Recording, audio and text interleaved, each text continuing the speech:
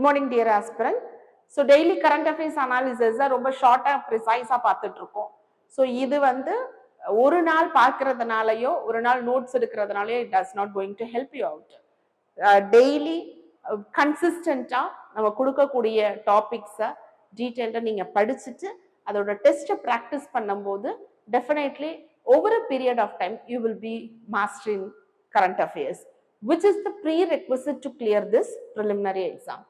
So today current affairs la industrial output growth hit 5-month high of 5.1%. So IIP growth வந்து 5.1% வந்திருக்குன்னு சொல்றாங்க. This is the high in the last 5 months.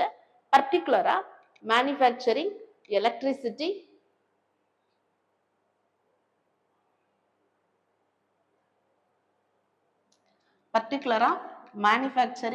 electricity, capital goods and consumer goods.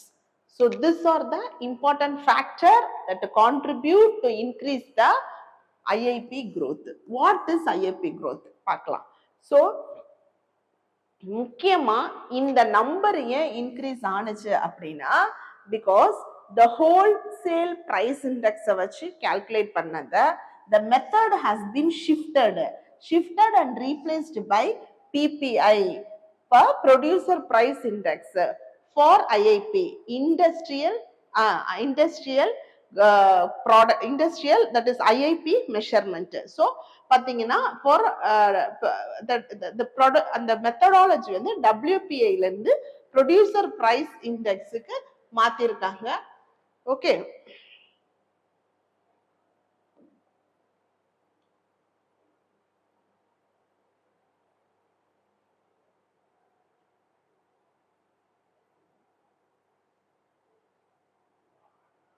Next sectoral performance பொறுத்த வரைக்கும் manufacturing செக்டார்ல 5.5% growth-உம் mining and குவாரியில வந்து 1.6%, electricity and கேஸ்ல 9.9%, consumer கூட ரெண்டா பிரிக்கிறாங்க, durable and non durable.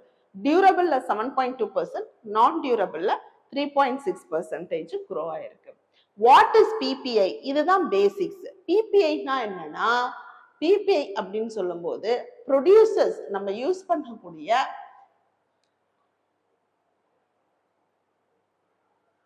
average change in the prices received by the producers, that is average change in the prices received by the producer na yaru? Farmers, miners, manufacturers at the factory gate. அதாவது என்னன்னா before அந்த goods வந்து மார்க்கெட்ல reach ஆகிறதுக்கு முன்னாடி R ஹோல்சேல reach ஆகிறதுக்கு முன்னாடி R consumer reach பண்றதுக்கு முன்னாடி இருக்கிறது. ஸோ இயர்லி இன்ஃப்ளேஷன் இண்டிகேட்டர் பார்க்கும்போது producer price rises often passes on the consumer. So that is a one thing. And RBI will also help. RBI வந்து இதை மானிட்டர் பண்ணுவாங்க. So cost inflation price rise அதிகமாகாம பார்த்துக்கிறதுக்கு இந்த டூலை வந்து ஆர்பிஐ வில் பி யூசிங். பிஸ்னஸ்லையும் வந்து it assist companies in making informed pricing. எந்த பிரைஸ் இன்ஃபார்ம்டு அப்படின்றத சொல்லுவாங்க. ஓகே, அடுத்தது ஹோல்சேல் பிரைஸ் இண்டெக்ஸ் அப்படின்னு சொல்லும் போது average change in the price of the goods which is traded, பல்கா ட்ரேட் பண்ணுவாங்க at the wholesale level, not at the consumer level or not at the producer level, wholesale லெவல்ல. So யாருக்குன்னா produce பண்றவங்களுக்கும் கன்சியூமருக்கும் நடுவுல இருக்கக்கூடிய அந்த மிடில் மேன் தான் ஹோல்சேல். ஸோ ப்ரொடியூசர் டெந்து கன்சியூமர், ப்ரொடியூசர் டெந்து ஹோல்சேல பல்க் ட்ரேடா வாங்கி கன்சியூமர்கிட்ட விற்கிறாங்களே, தட் இஸ் கால்ட் ஹோல்சேலர். இந்த ஹோல்சேல் பிரைஸ் இண்டெக்ஸ் வந்து யார் பப்ளிஷ் பண்ணுவாங்கன்னா OEA, office of the economic adviser, ministry of commerce and industry. So இதுல பேஸ் இயர் பொறுத்த வரைக்கும் 2011 தான் பேஸ் இயர். ஓகே, சாரி 2014 தான் base year.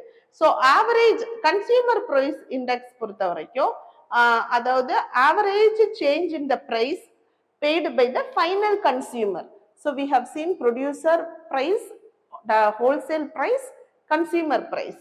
So average price paid in the final consumer, அதாவது ரீட்டைலருக்கும் கன்சியூமருக்கும் ரீட்டைலர்ட்ட இருந்து கன்சியூமருக்கு போகுது இல்லையா, அந்த கன்சியூமர் வாங்கக்கூடிய price. So that is how இது யார் பப்ளிஷ் பண்றானா, ministry of statistics and programme implementation. So இது எதுவுமே வந்து ஒன்லி கூட்ஸுக்கு மட்டும் இல்லை, சிபிஐ இருந்தாலும் டபிள்யூபிஐ இருந்தாலும் it involves both goods and services. Okay, next, only electric two-wheelers to ply on Delhi roads from 2028. So இது வந்து one of the massive and reformistic policy and sustainable policy when it comes to the environment. So டெல்லியில 2028ல இருந்து கண்டிப்பா electric two wheelers தான் இருக்கணும்ன்றத கொண்டு வந்திருக்காங்க. So and which is the bold ஸ்டெப்பா பார்க்கலாம். ஃபார் எக்ஸாம்பிள் இது வந்து இந்த பாலிசிக்காக 7,000 crore எதுக்காகனா ஓவரால் பேட்டரி இன்ஃப்ராஸ்ட்ரக்சர், அதுக்கான மேனுஃபேக்சரிங் சப்போர்ட்டிவ் சிஸ்டம்ஸ் இதை டெவலப் பண்றதுக்கு policy budget, also for two wheelers road tax registration fee, இது எல்லாமே டூ வீலரை பொறுத்த வரைக்கும் road tax registration fee complete waive off பண்றாங்க எலக்ட்ரிக் வெஹிக்கல் அப்படின்றப்போ. இதனால என்ன ஆகும் அப்படின்னா கிட்டத்தட்ட பொல்யூஷன் வந்து 33% குறையும்.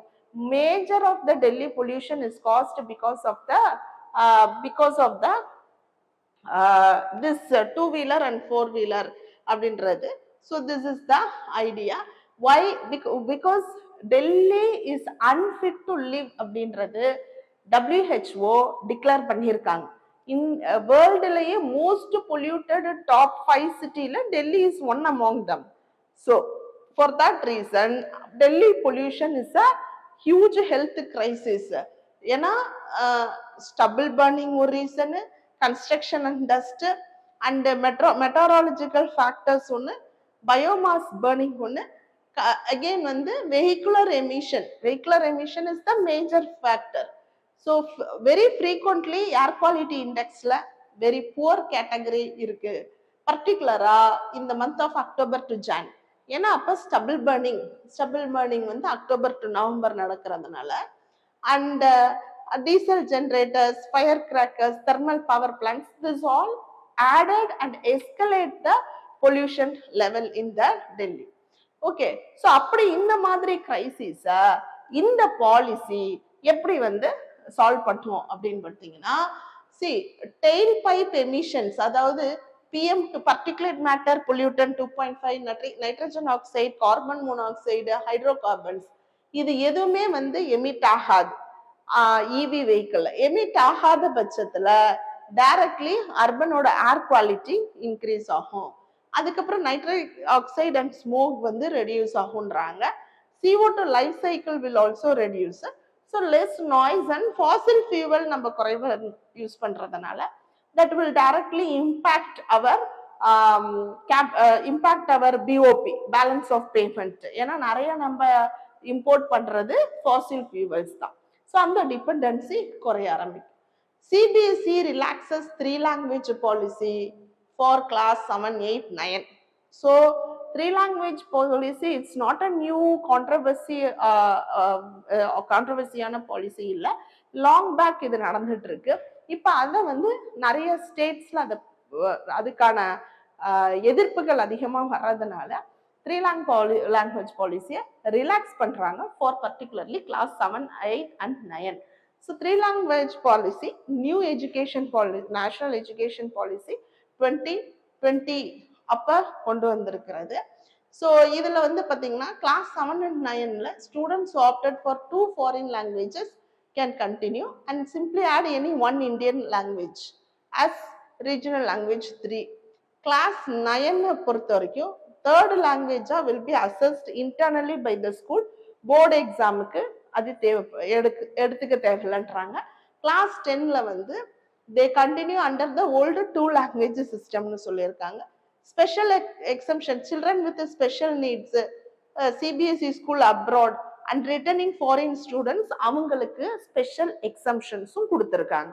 So they need not necessary to learn the third languages.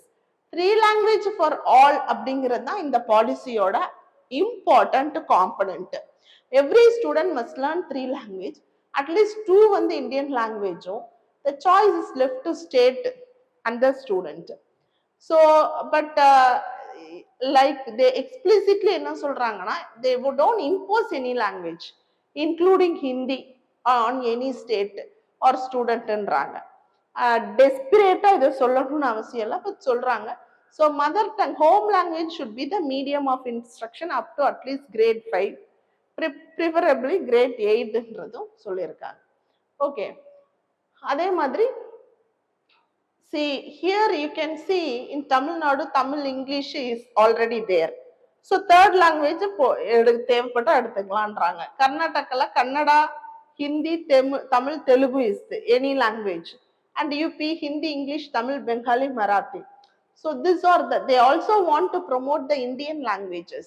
Indian languages என்றது classical language ல 8th schedule ல classical language mention பண்ணிருக்க any one of them. So state legally bound ஆனா லீகலா இது bound கிடையாது. This is a policy and this is like a directives to the state to implement the policy. So neither legal sanction or nor executive sanction is going to impose if any if this is not going to be implemented. So இது வந்து ஒரு directives தான். இந்த directives நீங்க பண்ணலாம் அப்படின்றதான் state கவர்மெண்ட்ல central government சொல்றாங்க. பட் அடிப்படையிலேயோ பிராக்டிக்கலா பார்க்கும்போது இந்த பாலிசியை எஜுகேஷன் பாலிசியை இம்ப்ளிமெண்ட் பண்ணாததுனால சமிக்ரா சிக்ஷா ஸ்கீமுக்கு வரக்கூடிய ஃபண்டை எந்த ஸ்டேட் கவர்மெண்ட் இம்ப்ளிமெண்ட் பண்ணலையோ அந்த ஸ்டேட் கவர்மெண்ட்டுக்கு சமிக்ரா சிக்ஷா ஸ்கீமோட ஃபண்டை வந்து ஸ்டாப் பண்ணியிருக்காங்க. இது பிராக்டிக்கலா நம்ம எழுதும் போது அது தேவையில்லை. ஸோ கான்ஸ்டியூஷனை பொறுத்த வரைக்கும் எஜுகேஷன் இந்த concurrent list. So both the state and central government has the law. Parliament and state legislature can make the law. Okay, Bengal passes preventive detention. So West Bengal passes 2 important bill.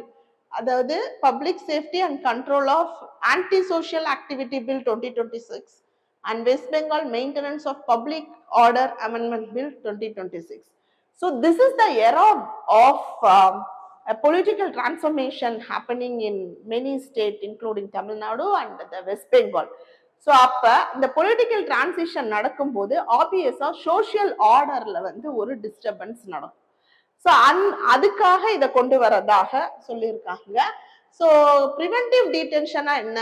Government வந்து can detain a person for 1 year to prevent the activity. அவர் வந்து ஒரு தவறை பண்ணிருக்கணும் அவசியமே கிடையாது, தவறை இவர் பண்ணிருவாரு அப்படிங்கிறதுக்காக அரெஸ்ட் பண்ணி வைக்கிறது.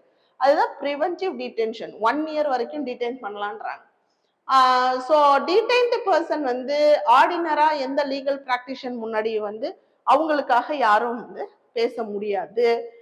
Payment or compensation for damage to public or private ப்ராப்பர்ட்டிக்கு டேமேஜ் இருந்ததுன்னா அந்த காம்பன்சேட் கொடுக்கணும்னு சொல்றாங்க. So CM stated that the law would be misused for political vendetta அப்படின்னு சொல்லியிருக்காங்க. These all are the views of the different person. நமக்கு தெரிய வேண்டியது ஃபண்டமெண்டல் ரைட்ல இருக்கு. ப்ரிவென்டிவ் டீடென்ஷன்னா என்ன? Detaining a person to prevent a future act.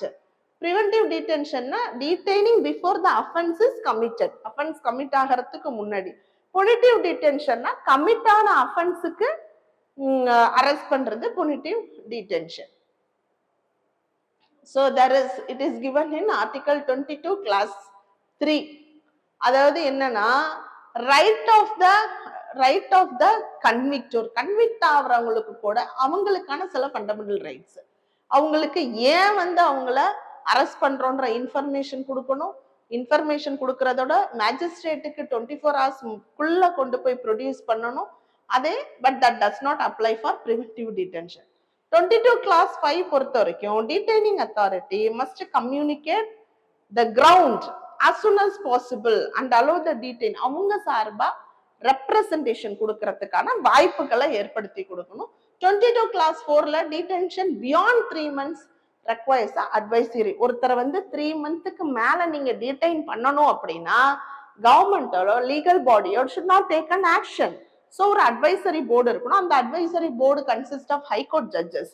So they should decide why this x person should go beyond 3 months. அது பார்க்கணும். ஆர்டிகல் 22 கிளாஸ் 6 and 7 பொறுத்த வரைக்கும் government may withhold fact against public interest. So against public interest சொல்லணும்னு அவசியம் கிடையாது. Public இன்ட்ரெஸ்ட்ன்ற ஒரு காலம்ல கொண்டு வரலாம். கான்ஸ்டிடியூஷன் ஏன் வந்து இந்த பிரிவென்டிவ் டிடென்ஷனை கொண்டு வர்றாங்க? ஏன்னா public order, foreign affairs, national security and essential supply and service. This R the 4 reason. இந்த 4 விஷயத்துக்காக, இதோட பாதுகாப்புக்காக preventive detention நம்ம கொண்டு வரோம். Try to answer this question. Preventive detention laws are often criticized as draconian. Analyze the need for the such laws in maintaining public order. So daily current affairs analysis கன்சிஸ்டண்டா பார்த்துட்டு வாங்க. உங்களுக்கு எதுவும் doubts இருந்தது current affairs ப்ரிப்பரேஷன்லயோ இல்லை UPSC ப்ரிப்பரேஷன்லயும் doubt இருந்ததா feel free to contact us. Thank you. Have a great day. Kurukshetra, Kurukshetra, Kurukshetra, Kurukshetra, Kurukshetra, Kurukshetra.